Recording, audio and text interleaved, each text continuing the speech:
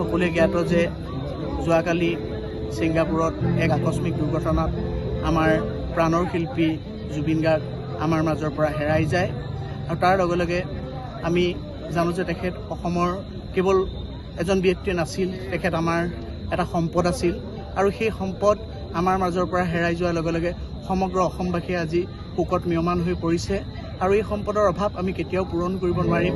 যদিও আমি তেখেতৰ সৃষ্টিৰাজিৰে আমি তেখেতক সদায় আমাৰ মাজত জীয়াই ৰাখিব লাগিব আৰু জুবিনদাৰ